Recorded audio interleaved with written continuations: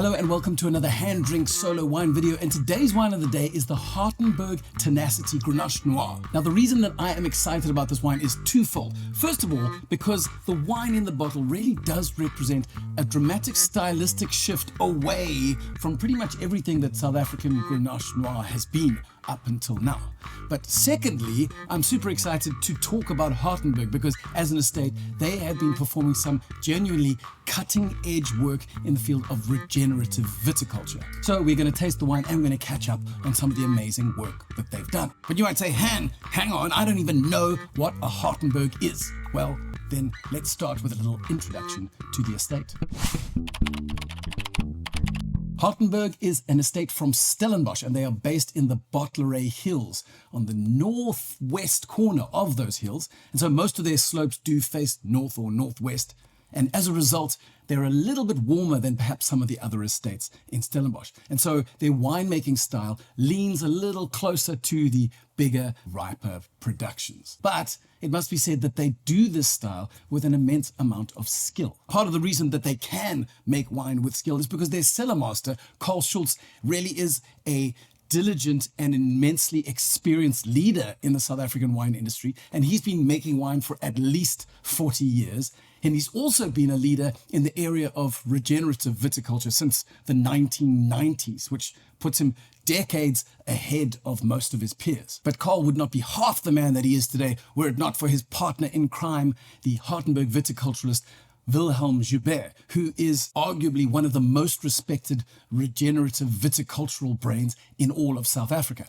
And then on the team, there is also some young blood too, in the form of Kelsey Nell, who has been assistant winemaker at the estate for some time before in 2024 finally stepping into the position of head winemaker. Probably the two most famous wines in the Hartenberg range are the Gravel Hill Shiraz, which is one of the first wines in all of South Africa to be named according to a specific site. So even, I guess, in the philosophical realms when talking about wines of place, Hartenberg are once again pioneers in the area. And the second wine is their Eleanor Chardonnay, which is their tippy-toppy premium production of Chardonnay. And it should be noted that this wine has scored 95 points from Tim Atkins specifically, at least 5 times out of the last 7 vintages. But you can forget about all those wines because today we're talking about the Hartenberg Tenacity Grenache Noir, which is incredibly limited. They only make 1,572 bottles of the stuff. But to understand why this wine is so important, we have to do 2 things. First of all, we have to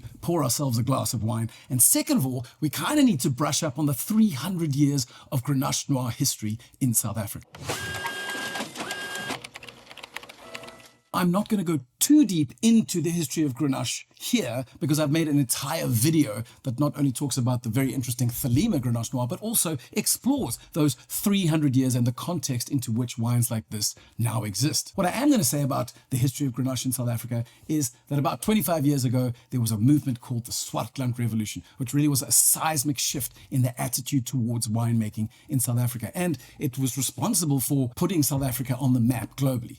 And there was this new wave of winemakers that emerged, making wine almost as a reaction against these big, blocky, over-extracted, tannic red wines that South Africa had become known for. And these winemakers instead chose a winemaking aesthetic that was light and ethereal and floral and aromatic and perhaps more faithful to the place that these wines were grown. And they were also made with fruit that was harvested a little earlier. Now, unfortunately for Grenache, these progressive winemakers were the ones that kind of rediscovered the fact that there's been loads of old vine Grenaches lying around in the Swartland and Pick and Heathcliff. And so they celebrated this grape, to their credit, as a single cultivar wine and also in blends. But along with their adventurous spirit and their discovery of cultivars like Grenache, they also superimposed this exceedingly light aesthetic onto Grenache Noir. And so while it was discovered and brought to our attention was an amazing thing, one of the side effects was that, in fact, we forgot just how powerful Grenache Noir could be, because every Grenache that was made in that light ethereal style. Now, when it comes to winemakers like Hartenberg's Carl Schultz or his brother Rudy Schultz, you'll find that these guys are less inspired by, say, the Swartland, and perhaps more inspired by the regions that actually made Grenache famous in the first place, and where Grenache has been growing and has been vinified for between 600, 800, sometimes 1,000 years. Regions like Priorat in Spain and possibly more commonly Châteauneuf-du-Pape on the southern Rhone. Admittedly, in these regions, Grenache is often supported by tannic, more powerful wines like Syrah, and in Priorat it's supported by Carignan, but that doesn't take away from the fact that these Grenache-led wines are immensely powerful, often due to the way that Grenache itself is vinified. So I guess in some senses, today's Hartenberg Tenacity Grenache Noir is a bid to kind of represent what South African Grenache Noir can be. But enough philosophizing, let's get into the glass. Okay, so when we give it a sniff, well, we really do get a delicious, complex, moody nose. Up front there's a little bit of smoky oak and some vanilla spice, but then from underneath that, you get this emerging ripe strawberry fruit and a touch of plum, but there's kind of herbs and spices as well. There's definitely a little touch of fennel and also a touch of clove. Now, when we give it a sip, well, the first thing that you notice, interestingly, is the structure. And this might be partially because if you drink a lot of South African Grenache, structure is not usually a prominent theme because of the aforementioned context that I explained earlier. So this wine has some amazing tannins, and they couch within them that delightful, ripe strawberry and plum fruit that I mentioned on the aromas. But it's not just red fruit, not just strawberries and red plum. It's also got a touch of blueberry underneath that. There's a depth to it that mixes in with that oak spice. And so all the way along, both on the nose and on the palate, there is that interplay between fruit and oak. If you hate oak, you're not going to like this wine. But hang on, Han, you can't be finished. You said there were 2 reasons why this wine was interesting. Well, you're absolutely correct. The second reason is to talk a little bit about Hartenberg's regenerative viticulture drive.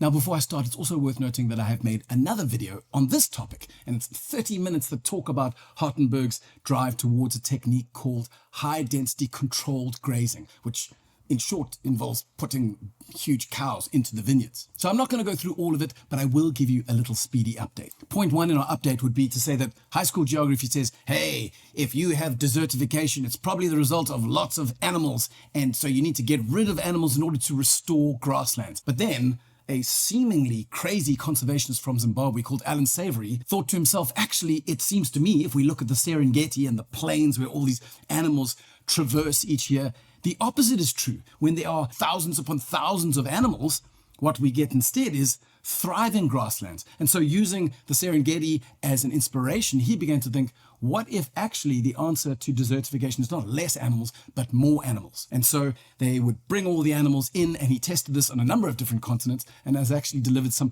incredible results in Argentina and in Mexico and in the United States and in Zimbabwe. But what we need to know for our viticultural context and what's relevant for now is that what started out as dead soil that couldn't grow anything became living soil that was in fact incredibly good for supporting plants of all sorts. It was this little observation about dead soil into living soil that made Hartenberg viticulturist Wilhelm Joubert think, actually, this is what we need. And what he did is really rather revolutionary. In fact, there are only 2 estates worldwide who have managed to be certified according to the Allan Savory technique. And you might say, but hang on, how is this revolutionary? There's animals in vineyards all the time. There's ducks that eat snails, and there are little baby sheep eating leaves and shoots and mowing cover crop. And yes, there have been animals in vineyards everywhere. But the trick here with the Allan Savory technique revolves around where animals can eat and how long they can stay in that place. So it's either high density grazing or it's very controlled grazing where a small number of animals are only allowed in a particular spot for a certain amount of time. And by rotating that, you get a whole new synergistic effect, which results in a weirdly sustainable system within vineyards where sometimes farmers never have to sow cover crop ever again because the system seems to regenerate itself vintage after vintage.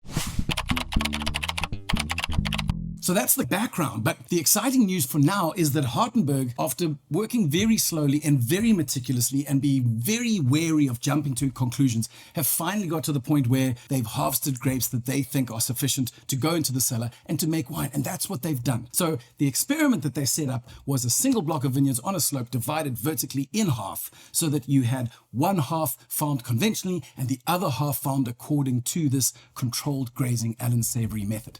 And they took those grapes and made wine with them.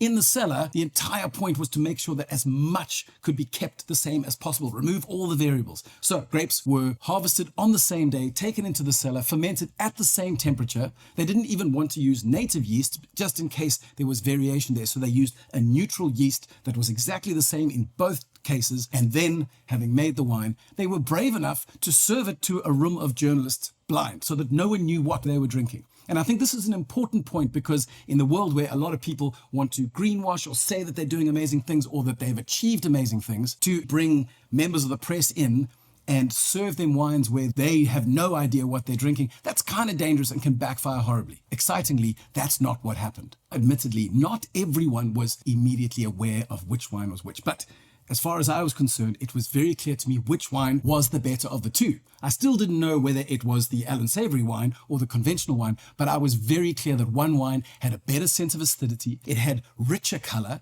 it was much more structured, but also much more alive in the glass. And you might say, well, taste and flavor and aroma, that's all subjective. Well, there's something even more exciting. Once it was revealed that the wine I liked was also, in fact, the Allan Savory technique farmed wine, we looked at the technical specs, and one could see that things like pH was lower, which is healthier for a wine that is meant to age. And color extraction was higher, which is healthier for a wine that is meant to age. It also looks better in the glass. And there were a whole number of elements that actually made the wine on a chemical level far more technically sound than the wine farmed and then vinified conventionally. So to state again, Hartenberg themselves are not the ones going out making wild claims, and they are very slow to blow their own horn. But what we're seeing now is, after this kind of phase 2 experiment, viticulturists and winemakers and farmers are coming from all over the place to chat with Carl and also with Wilhelm Joubert in order to try and understand better what they are achieving here. Okay, so that's all we have time for today, but I have left you linked to